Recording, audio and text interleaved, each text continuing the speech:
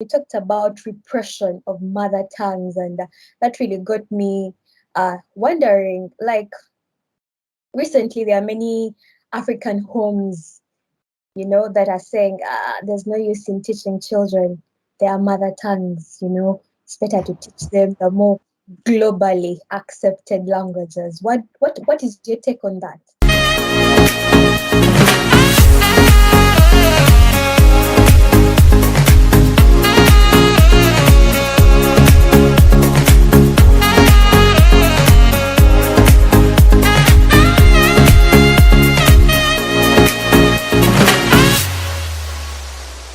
Good morning, good afternoon, good evening. Welcome to another episode of Big Local Podcast, because we are Black, global, and we are local. And today I would like to discuss something that is very close to my heart. I've been thinking about it for a while now, and it's about our languages. What does language mean to someone? How does language shape the way they think, the way they do things? So growing up where I grew up, I didn't realize how many other people, how many young children out there were learning extremely different languages from me, until I came to Japan and I realized, there's a lot of diversity out there. And so today I've decided to invite a few of my lovely brothers and their sister who will be joining us hopefully soon. They all come from backgrounds where they speak different languages, including the colonizers' languages. So I'd like to know, more about how this language thing really affects them. So, guys, welcome to the show. Feel free to introduce yourselves. All right. Uh, uh, So today we have Bagou, we have Wilson, and we have Renee. Renee, do you prefer Renee or Zinga? Which one? Nzinga in the Zinga. house. Zinga in the house. Okay, so guys, please introduce yourselves. Tell us your names, where you're from. If you're comfortable, what do you do? Yeah, over to you. how about Zinga? Brother Zinga starts. Oh, so we're Oh, doing senpai stuff here. Yeah, Okay? it's the same price. So Those yeah, are. big senpai. oh, come on. He said, die, Okay, die, thank you. die, senpai. Okay, thank you. So my name is short way Nzinga, but actually is African. We have this so-called full name. It's like Antonio Oliveira Nzinga Rene, but uh, I like to use my African name, my African roots. So that's why I insisted Nzinga is the best one. So I'm from Angola, and well, I've been in Japan over 10 years now, and I'm based in Toyama now, where I work as a lecturer at the Prefecture University here. And thank you for having me. Thank you, brother Zinga. Next to the next senpai. And which one would that be? That would be you. Okay, no problem. If you guys insist. Yeah. Okay. Hello, everyone. My name is well, the full name, as Zinga just mentioned, is really long. It's Alpha Omar Bagu Ba, but just call me Bagu. That's like my middle name, and that's what I've been called all my life. So yeah, please call me Bagu. And I've also been in Japan for like 6 years now, going for seven. And yeah, I am currently working in Tokyo as a consultant in a civil engineering, in a company that works in the civil engineering industry. So I'm a civil engineer, and yeah, I'm excited to be here with you guys today. Thank you for having me. Thank you for joining us. Hello everyone. It's good to be here. My name is Mamboni-san or Dalio Wilson Andres Andamel. I'm from Mozambique, but many people here know like Wilson's name. So I've been here for 4 years now, and currently student, PhD student at Osaka. So nice to meet you. Ah, okay. I'm from Guinea, West Africa. I'm from the Republic of Guinea, West Africa. Thank All you. right. Thank you, guys. So I would like to start off really. What languages do you speak and how did you learn to speak them? So we start again with Brother Zinga. Again, me? Again. Come on. Okay, let me call out. We'll start with Bagou. All What right. languages do you No problem. speak and how did you learn how to speak them?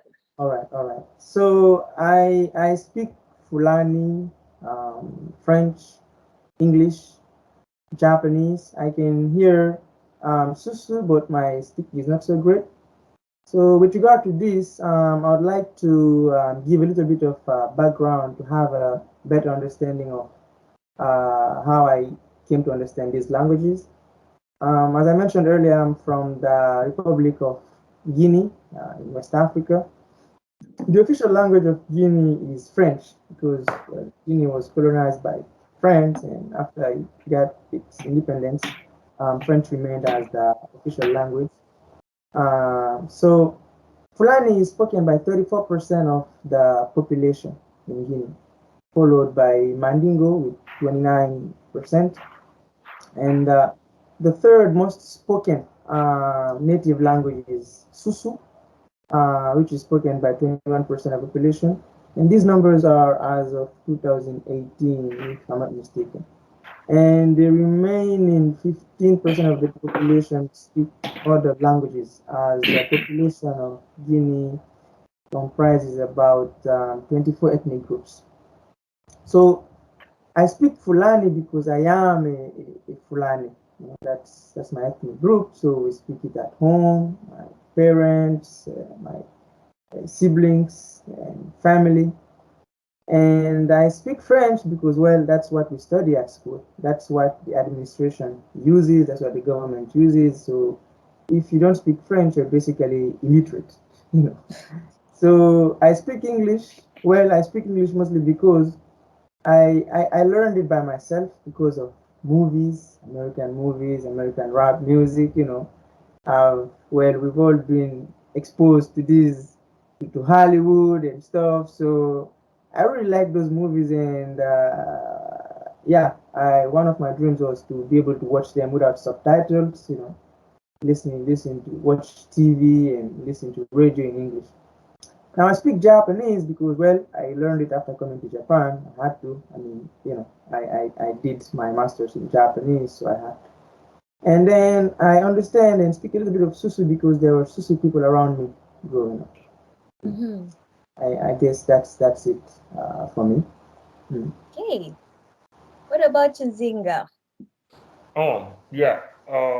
I do speak Portuguese. You do. Portuguese is the official language of my country, and I just find out that Wilson's from Mozambique, so there is history there. Portuguese mainly, and then English, a little bit of Japanese, a little bit of Spanish, Mm-hmm. and also I can understand a little bit French as well, especially reading. And I speak my native language, which I used to say I prefer to introduce to call it my mother tongue, my mother language, which is not Portuguese. Most of Angola they say Portuguese is our mother tongue, but for me it's not. Especially for me, mine is Kikongo because Portuguese came from Portugal. That stuff of colonization, as Bagou was speaking in French, I think. So that's why I don't see, but that's me personally. I think that's if some Angolan here, they probably Think won't like otherwise. it. Yeah, for me, Portuguese is the second language. So my first language is Kikongo, and Kikongo actually is the third most spoken language in Angola, especially on the north side, and it's also spoken in DRC, Democratic Republic of Congo, and as well Congo Republic. and they say that there are some groups speaking Kikongo as well in Haiti and probably in Cameroon. I'm not sure about that, and Gabon as well. And and also I speak Lingala. Actually, Lingala it's not an Angolan local language. It's from DRC, Democratic Republic of Congo. But since I was born in the north side of Angola, so we share the border. So most people from the north in Angola, they also can speak Lingala from Democratic Republic of Congo and Congo as well. Oh, And okay. yeah, so I think that that's all for me in terms of When language. you talk of Lingala, every East African will get excited. That is the music we grew up listening to, like that is life. Yeah, So yeah, I yeah. can really relate. It's just such a when I think about it, I just think of happy memories, really. Okay, and I actually thought Kikongo is perhaps Lingala, but now I've been schooled. There's two different languages. All right, what about you, Wilson? Um, yeah. Now I feel a bit humiliated. So Come many on, people man. who speak a lot What? of language here. But I grew up like speaking some local languages from my country. I'm from Maputo, the south part of Mozambique. So basically, in Maputo, they speak Tsonga and Ronga. They're two of them are a bit similar. So growing up, I was able to speak both of them, but repressed at home because um, my grandmother was from the north part of the southern part of Mozambique. So she spoke different language. So at home, she used to speak Shopi or Sikopi, which is like our original bloody language, like for my family. So I learned like three local languages growing up. But I say repressed because there's this idea that city boys cannot speak local languages because they will people will portray them as uneducated or Yeah. people who are marginalized or whatever. So I hear many times my mother saying, "Okay, here you speak only Portuguese." Yeah, because if you speak your mother tongue, you will forget Portuguese, and Portuguese is Wow. important to you. So, um, so I think when I grow up, like because I was forced to, because if you have to communicate with the boys on the street, you have to use your local languages because most of them they cannot communicate in Portuguese. I was lucky because my father was a school teacher, so this kind of family who the father can speak Portuguese, but I was not lucky to have friends who can share the same opportunities. So it was very challenging. I have to hide that I speak those local language at home. Um, and after that, when I went to like secondary school, I started learning English and French. But when I was like a junior high, I got like really interested in French. So I started studying French very seriously. I think I got like something like equivalent to N3 in French. Oh, uh, Mm. French nice. language. Yeah, I was able to communicate in French, but now I forgot everything because yeah, but I can still understand some French. Um, and I can also understand some Spanish. I think everyone who speaks Portuguese can Portuguese. understand Spanish, but Spanish Mm. people cannot understand us for some Yeah. reason. Yeah, the opposite doesn't work, but we understand everything they say, but they cannot understand what we're saying. I see. Yeah, yeah, and because I've been here in Japan, so I can understand a bit of Japanese, but not like as Bagou and others. Yeah. Right. Yeah. Well, Wilson, you shouldn't feel so bad because just like you, I know more local languages than other languages. So I also grew up in a family where we were in a neighborhood and it had very many people from different parts of the country. So when I was younger, I think I was able to speak and communicate like 5 other different languages. My parents didn't even know about it, because when you hang around these children, you learn a thing or two, how to greet, how to ask for water, let's go play, I am hungry. So you end up learning a lot of languages. But my parents come from different tribes, but the languages are more or less the same. So we group them together. In Uganda, it's Runyakitara, that is Runyoro and Rutoro. So my father is a Mutoro, my mother is a Mnyoro. But because our father, by the time we grew up, he used to walk up country a lot of times. So we ended up taking up our mother's language. So at home, we grew up speaking Runyoro. Like, I fall back to Runyoro. It is my default. So don't worry about that. I learned English when I went to school. So that is the only other language I know. I learned a bit of French, but I don't even remember. I think the most I can say is Je m'appelle. And of course, I speak a bit of Japanese because I've been here about 5 years, and for survival reasons, you really have to learn something. And Wilson, you talked about repression of mother tongues, and that really got me wondering, like, recently there are many African homes, that are saying there's no use in teaching children their mother tongues. It's better to teach them the more globally accepted languages. What is your take on that? I'll start with I Wilson because he has a child.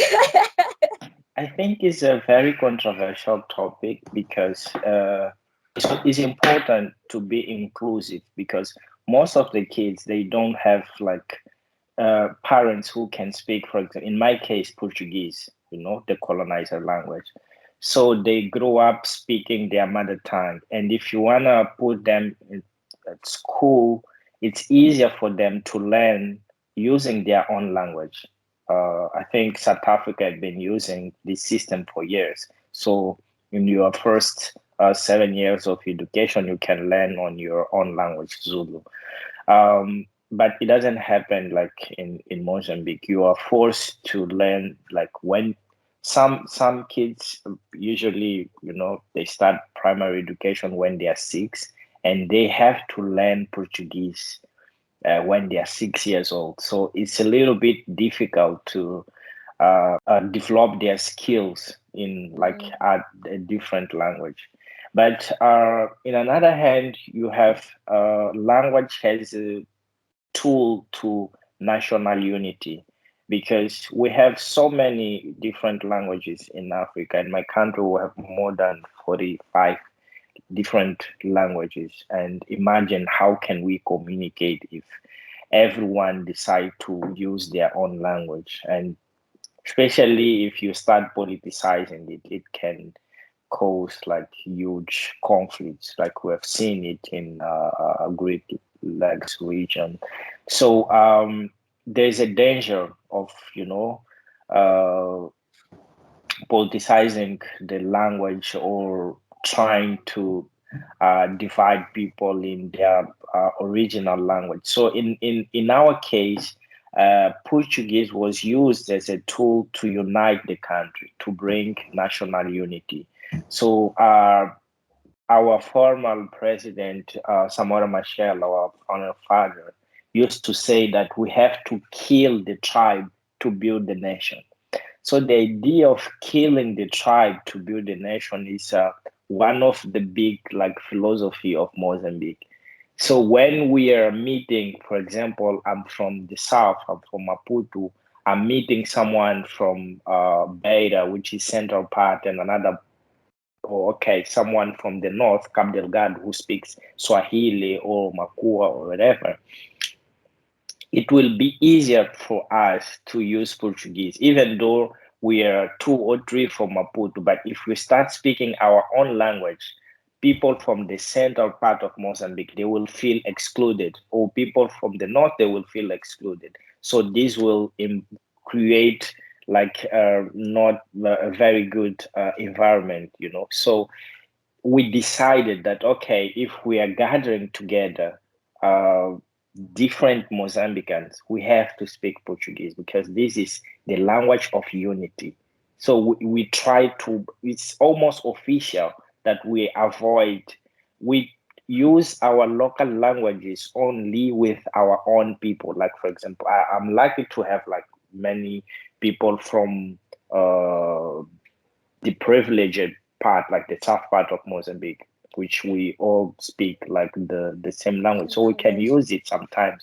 But if there is at least one who doesn't belong, we have to use Portuguese to be more inclusive. And yeah, and this is, I think we've been brainwashed to have this idea, okay, let's kill the tribe and build the nation. So yeah. That's a little bit of an extreme, but if you ask me, that's something I didn't know about Mozambique. However, I think it's quite similar to what happened in Tanzania. The founding father, I think for him, he didn't go out to kill the tribe, but more so like, let's all unite under Swahili, something more African than Portuguese, really. So that's interesting. That's interesting to know. So for you guys in Mozambique, you are looking at building a nation by suppressing the local languages. What about in Guinea? Why is it that some modern, I don't know if it's the case, but some modern Africans say, they don't want to really teach their children mother tongues? Well, I'll start with one saying from Nelson Mandela. He said that if you talk to a man in a language he understands, that goes to his head. But if you talk to him in his mother tongue, that goes to his heart. So I feel like language is not simply a means of communication, but an entity that connects an individual to his family, to his identity, his culture, and beliefs. And it carries history, traditions, from one generation to another. So with I'm talking from the perspective of someone that's living abroad, that's living in Japan right now. With globalization, we have, like many people have emigrated to other countries in search of better educational opportunities, a better employment. I believe we're all in this category here. But I think that like the mother tongue plays really a crucial role in shaping our personality as well as our psychological development. And as children, I'm talking from the perspective of us having children, like modern day Africans that live abroad having children. I believe that teaching our kids those mother tongues can help them have some sort of connection with who they are. So I don't think we can, um, in the for the sake of globalization, completely ignore our mother tongue and be like, okay, let's teach them English or French or Portuguese, because that is, even though I do not deny that, as Wilson mentioned, it's like in Mozambique, it unites, it's a part of unity, and not just at the national level. I mean, if you go abroad, you definitely not use Lingala or Swahili or Fulani. I speak Fulani, but I don't use it here. I I don't even use French. Now back home we have 24 ethnic groups, and each ethnic group has its own language. And these languages are all different. They have like completely, how they call it, different grammar and vocabulary. So in such a context, language holds a crucial role for these ethnic groups to coexist. Because it's true, we were colonized by France, and the how they call it, the national language, the official language is French, but we are still very much connected to our ethnic groups back home. Like, we still identify as Fulani, Mandingo, like That's actually even because I just heard Wilson and it really got me thinking. He said, let's kill the tribe to build a nation. That is, I'm like, oh, so Mozambique has already had this problem in the back in time, and that president was a visionary. But I think killing the tribe to build a nation is also a little bit extreme, because I mean, you are who you are. You cannot deny that. For us back home, like I think we're trying to find a way to coexist. So, for instance, as a Guinean belonging to one ethnic group, you're almost forced to understand one or two languages from like another ethnic group. This is especially true if you live in the capital city because everyone comes from the village and we meet there. So you have to understand one or two because, as I said, French is the official language, but the literacy rate is not that high. People don't. Not everyone goes to school, and if you don't go to school, you can't understand. French is actually French grammar and vocabulary is complex. Like I, you said you mentioned a very interesting fact that people that speak Portuguese can understand Spanish, but Spanish people cannot understand like Portuguese. I can also actually pick a few words of like Portuguese sometimes or Spanish. Sometimes I might, if I see for instance Spanish written, I might even guess the name. I'm like, this is what this guy is trying to say, but I cannot put the whole sentence together, like the whole ideas together, because French, Portuguese, and Spanish they all have the same roots. They all come from Latin languages, so they have very common words, like you say bonjour in French. Is it bon dia in Portuguese? Buongiorno in Spanish. Things like that. But as I mentioned, it's like for us, it's not uncommon to find someone in Guinea that speaks three, four, five local languages. My father was one of them. I used to look at him like, man, how the hell do you speak all these languages? Like, but of course, he's been out there. He was a teacher and he's traveled the whole country. So, he everywhere he goes, he feels home. Me, I only speak Fulani, and as I mentioned earlier, Susu. I can pick a few words of some other languages, but some in the eastern part, I don't understand them at all. Like it is just incomprehensible sounds to me.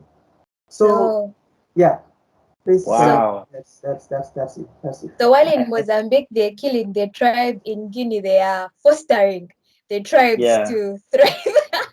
what about what about Nzinga? What's the story in Angola? Mm. Yeah, I actually I'm looking to this sentence from Samora Machel, kill the tribe to build a nation. It's a little bit, it's killing me now. All of us. Yeah, yeah. Well, but I think that's from the sentence. There is the possibility of having a lot of interpretation. Yeah, but we just don't want to go there. Uh, Actually, it's a little bit opposite to my country. One of the leaders. I don't consider him as a founder of the nation because this is very controversial as well.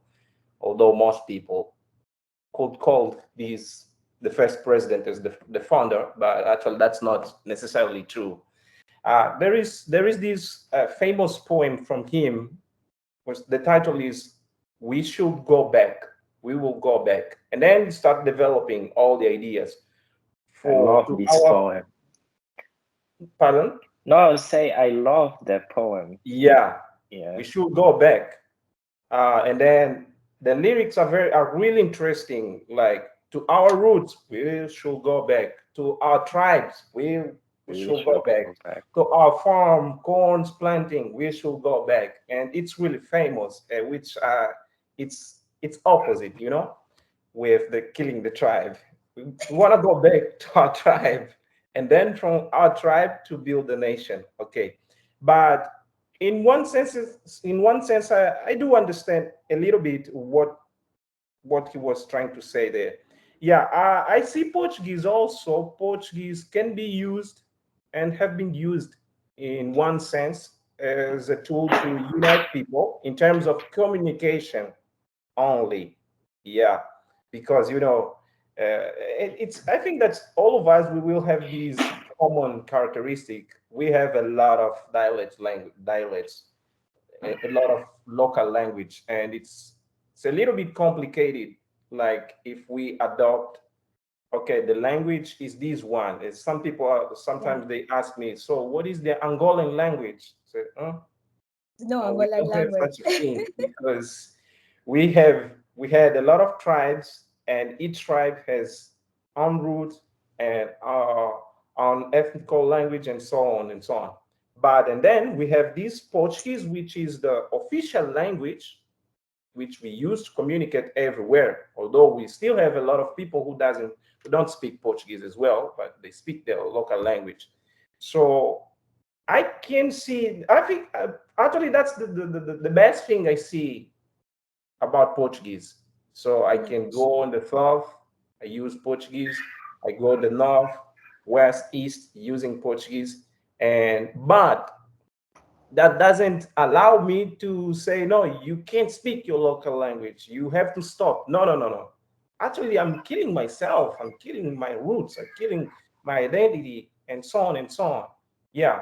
So the Portuguese has this level in Angola, but so since we have these different dialects, so you can see also the Portuguese speaking, the Portuguese spoken with different accent because of that Mother tongue local influence. language. Yeah, but especially now, I think that some people are like working up. No, no, no. We need to learn our local language as well, and especially when you go abroad, you have this shock, and then you are talking with, for example, with a Japanese guy. You're speaking Japanese, and then wow, you speak Japanese, yeah. So how come? And then you start telling that story, and then you realize, oh, wait a moment, we have a lot of things back home, wealth, language. So why I don't speak them? So that helps you to understand how important, how they are really valuable.